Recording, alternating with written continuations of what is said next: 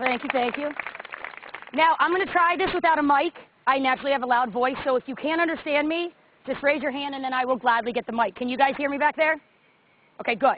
So, first question, how many of you, is this your first time event? Awesome. How many of you are a little nervous?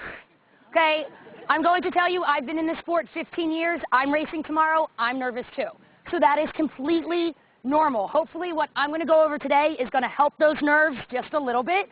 Again, as they mentioned, my big thing I'm going to talk about today is transition. It's kind of like the fourth sport. So first and foremost, did you all go in and get your packets? Okay, what you're going to do after that, hopefully today, after you stay for the course talk, is you're going to be dropping your bike off over at the park. Before you go and do that, you want to make sure that you put your number on your bike, because what you have to do today is you need to rack your bike in transition. Can't set up your transition, but you want to rack your bike. One of the hardest things is, how do I rack my bike? Where do I rack my bike? With CTA, they are very nice that they actually have your racks pre-numbered. So whatever your number is, when you go to transition today, they are going to have it pre-racked for you. So a bunch of people are going to help you. They'll say, all right, you're number 268. You're going to go find where that rack is. The biggest thing where people have a little confusion of is, how do I rack my bike once I get there? So if, let's say, for example, my number right here, I think this is like 408. Say this is my number right here. I need to have the wheel down on that side. So it would say 404, Suzy Serpico. I'm going to take my bike, rack it by my seat. Does everyone see how that is? All yours should rack nicely like that. My wheel is down on this side. Okay, if you guys can't see that, you can stand up, but my wheel is down, which means the next person, their wheel is going to be down on that side. So you alternate. The reason you have this, and one nice thing about this, is this is going to designate where your transition spot is, where you're going to set it up. But that's tomorrow. What I want to give you and what I want to hopefully help you out today with is, when you do rack your bike, tomorrow morning there are going to be 3,000 bikes there. It's going to be very overwhelming. Today when you get there, once you rack your bike, I want you to actually walk through the transition. Start by where, let's say this is where I'm coming out of the swim and you all are the bikes. I want to count how many racks I have until I see my bike. Because you'll get up tomorrow and you're going to be, I know at times I've spent 5 minutes trying to find my bike because I didn't count. There's 3 things you can do. You can count the racks. They also have numbers on the racks to help you out. And you can also do a landmark. If I know that that tree right there is kind of where my bike is, that's going to help me guide. But you're going to remember, you're coming out of the swim, you're going to be standing straight up, and you have to try to find your bike. So what I would do today, while you're a little more relaxed, is get your bike set, go to where you're going to be coming out of the swim. Walk through the transition. I have 1, 2, 3, 4 racks. That's where my bike is. Then you want to do it the opposite way, because in transition of this race, I'm going to swim in this way, bike out that way, and then it's going to be opposite as you come in. So I might be the 4th rack going this way, but when I come back this way, I might be the 6th rack. Does that make sense? So tomorrow it's going to be a little harder to do that because it's going to be crowded. So I suggest today when you get there, just get an idea and practice where your spot is. So you come out of the swim, count your racks, get the landmarks. You can even get your bike and walk it towards where you're going to be heading out to bike, and then reverse it. You're going to be coming down that hill a little bit, count how many racks, because that can be the worst part if you don't know where your bike is. Does anybody have any questions about that? Does that make sense? Again, the more thing you can do to prepare for tomorrow, best it's going to be. So tomorrow morning you're going to get there. I know transition opens up at 4:45. First thing you're going to do is you're going to get body marked. Even before you bring your stuff, just get your numbers all marked on you, one less thing that you have to do. What I bring here is a transition bag. How many of you have a bag like this? Okay? You can fit a lot of stuff in there. It might rain a little bit tomorrow. It might be a little chilly. So tonight, pack this with everything you think you might need. Doesn't mean you're necessarily going to use it, but at least you have it. With it being a crowded race, what I always bring, this is about the size of what your transition can be. Okay? Don't expect it to be like a big beach towel or something like that. It might even be something like this. But you have to remember you need to be sharing along with everybody else. Okay?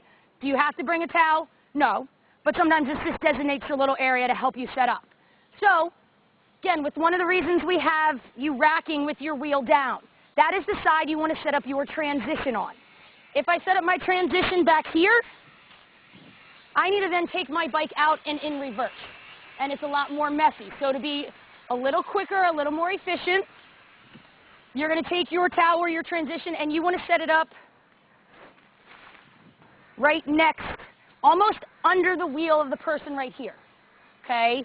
Again, if you use a towel, you want to kind of, again, save space, maybe something like that. And kind of walk through. And here, I'm going to go bike first. What do I need for the bike? I need my shoes, something to help out. Have them unvelcroed, have them untied, whatever kind of shoe you have them so that they're ready to go so you can just slip them in. Again, I put that on there. I need my helmet. Ladies, how many of you wear ponytails? Okay, if you're planning on wearing a ponytail for the swim, it doesn't fit well for your helmet. Make sure that tomorrow when you get there, you have your hairstyle as it needs, but also make sure you have your helmet ready to go, because you might have had a different style when you rode your bike last. So make sure you have it ready to go. Again, same thing. Have it unbuckled. This is a personal preference. You will see some people actually leave their helmets on their bikes like this. Okay?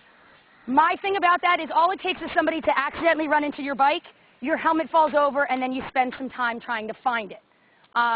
You can do it either way. I would just put it right on top of your shoes. That way, first thing on is your helmet. You cannot leave transition without your helmet buckled. That is the first thing you need to make sure. And again, make sure it's here, not back here, here. You want to put it on correct, make sure you have that on. If you wear sunglasses, probably tomorrow it's going to be a little shaded. You might not need them, but if you need your sunglasses, have them out. Again, anything to save you some time, have them open and ready to go. If you wear socks, I suggest make sure they're the right size you need. Some people like to fold them a little bit to give their foot a little thing, but I suggest have them, put them actually one in one shoe and one in the other shoe, and then you're ready to go.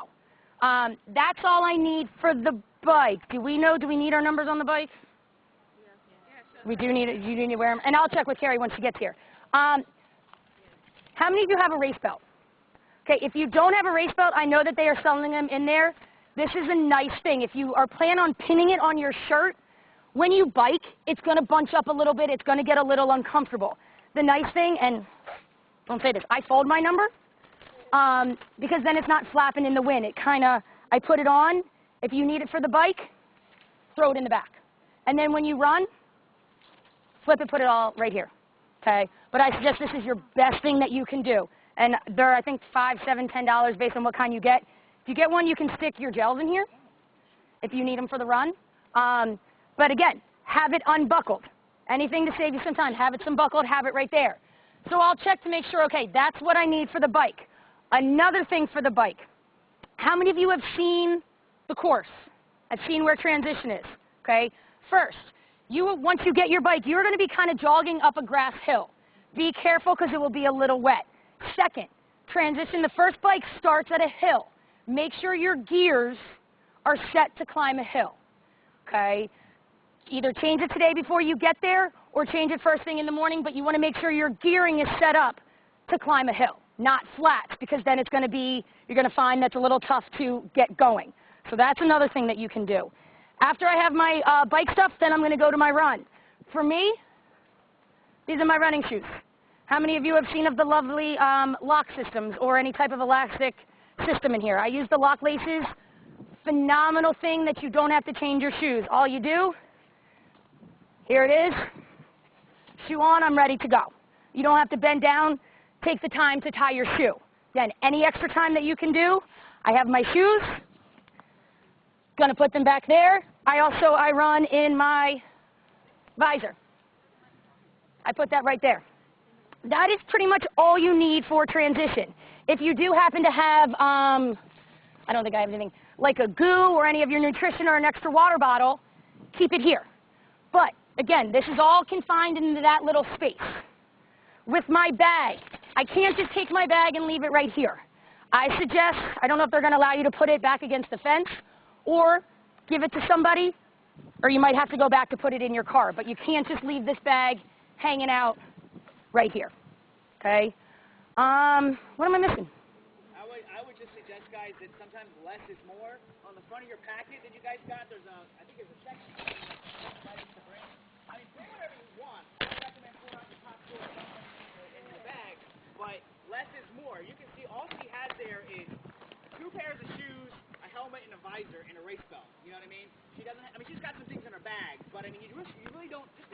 you need. Less is more. You don't need to be in transition, you know, making yourself knitting a sweater or anything like that. You know what I mean? Less is more.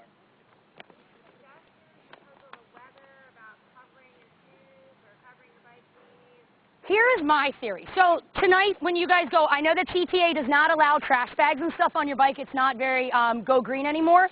So I know that I have a rack jacket and I think they do sell them in there.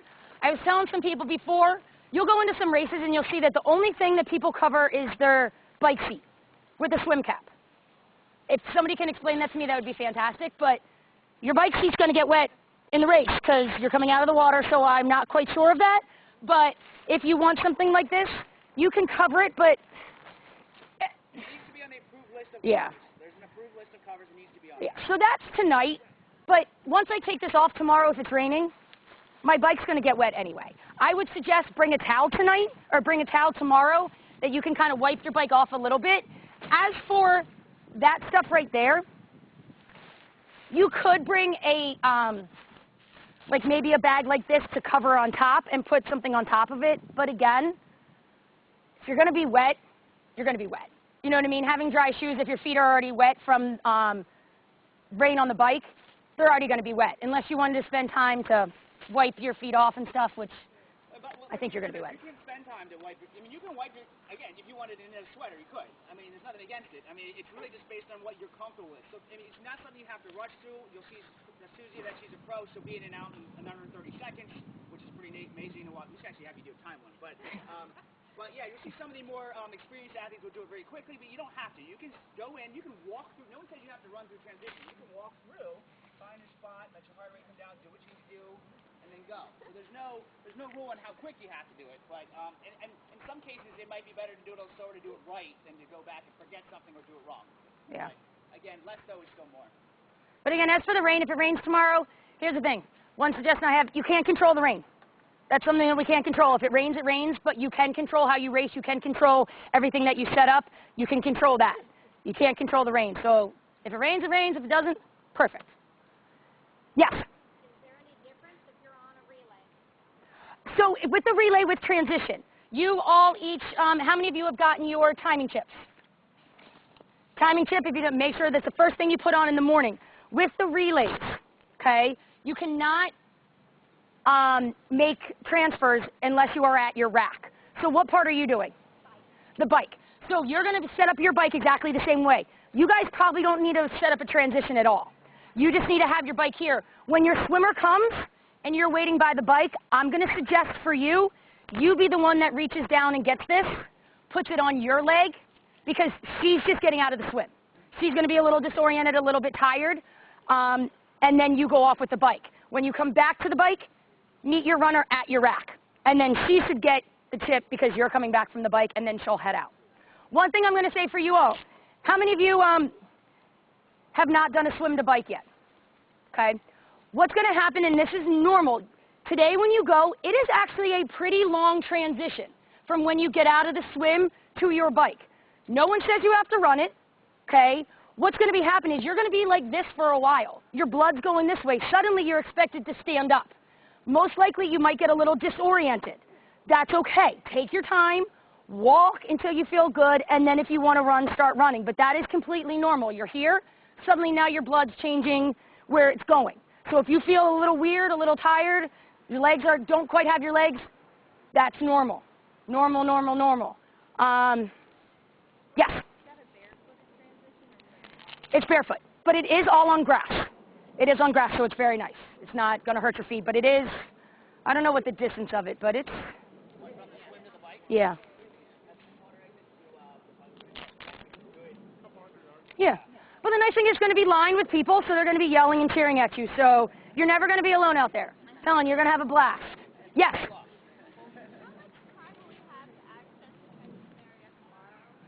You mean tomorrow morning before it closes? Transition opens up at 4:45. If I'm correct, I think it closes at 6:45. And then you can't get back in. I mean, unless you're a relay, the relays can stay in there. But normally after that, I know because the pros, we go off at 6:45. So they want to allow, some of you that are in the last wave, it's unfortunate that you're going to have a lot of wait time. But they just want to allow the transition area to be clear. Yes? You have to wear for the different position for this running? And The running. Terry will talk about that more specifically of where you need to run it. I know a lot of times just make sure you have it on the front for the run, for pictures, and especially towards the finish. how about for the bicycle? I'm not sure. I don't have the belt, I forgot, but Oh, you can get one in there.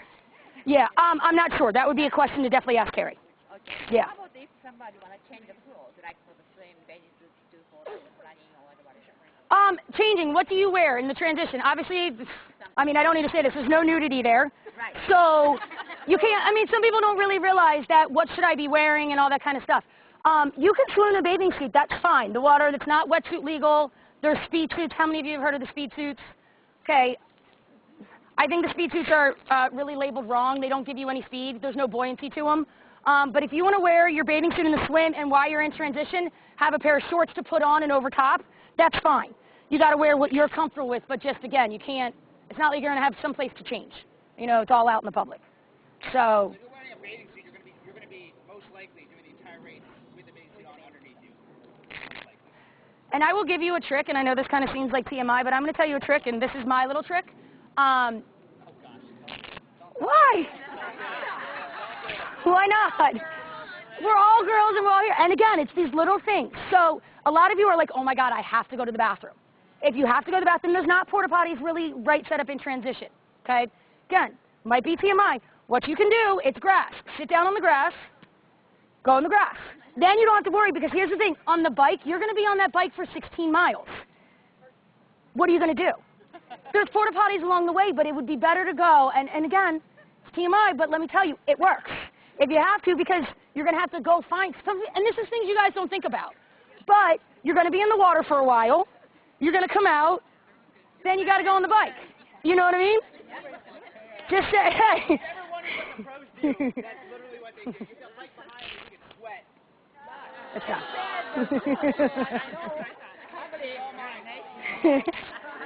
But again, this is the insider tricks of transition. That's some things you don't even know. It's okay. Yes. Yes. Yes. I know that they're going to be, so getting into transition, there are going to be what we would call security guards at each area where they're not going to let you in, A, unless you have your wristband, and B, if it's at a certain time. So I think starting, and again, Carrie can talk about a little bit more, of what time they'll start letting you get back into transition. Now, you can probably go into transition and get your bag and stuff, but I know there's a certain time that you can then check your bike out. If you are done and there are people racing, just make sure you stay to the side. You know, they have the right of way, and it's got to be frustrating if they're out there and they see people getting done. You see them, cheer them on. The finish line and transition, remember, are in two different spots. So most people, when they finish, they're hanging out for a while in the finish line area, go up and get some food. So it's usually by the time you would want to maybe make it, unless you've got to get out of there, you know, right away. By the time everybody makes it back to transition, most of the race has really gone through all the stages. Most of the race, so it's not, you know, it's not like crazy things are going left and right. Yeah. Yeah. If you're an average athlete, you know, you're average across the board, you will not see, there will never be any crossover. You'll be fine. Everybody's going the same direction at all times. Yes. If it's chilly tomorrow morning, will there be a place to like ditch some clothes before so we don't have to hang out in bathing suits for 45 minutes or something? I would say if you have somebody with you, just throw them the clothes. If not, if you have something old, you can throw it, but I don't think you're guaranteed it back. Okay. But yes, I mean, you do, and you guys do have a little bit of a walk from transition to the swim start. Yeah, and that I would say is on gravel, is on a path. So if you have an extra pair of flip-flops or an old pair of flip-flops you want to leave there, or bring a pair of shoes that you can give somebody else. But so getting out of the water into your T1 once the races start, that's all grass. But walking from transition to the swim start is on path. So, I mean, you can do it barefoot, but it's a little painful. Anything else? Yes? Two questions. Yes. Are we racing with this? Yes. Or is that just to get into the transition and set up your bike? No, you're going to keep this on the whole time. Okay. Yes. And then what's the body Marking? marking? Just so they can identify your body. Yeah, so they just, well, they'll get there tomorrow. They're going to put your number here, and then your 8. Yes. You don't do it at all. Okay, I didn't know what it Yes. When you guys get started in the morning, if you come into transition, there'll be a line of people with markers. They'll be saying body marker, kind of like popcorn. So it'll be obvious who they are. They're in a line. You have to go through them to get in. You're going to body mark numbers on your arms. I don't know what the exact procedure is. Every race is different, but the numbers but also, my recommendation, I told you or some people earlier, if you're going to put on any kind of suntan lotion or any lotion or oils or anything of that nature, try to do that after you get body marked. It's really hard to write on the skin when it's all lotiony with permanent marker, and then it just ruins the marker and we can't mark anybody else out. And try to do it around your number, because if you put it right on your number, it's going to smear. So just kind of, and then you can get a little sunburn with your tattoo.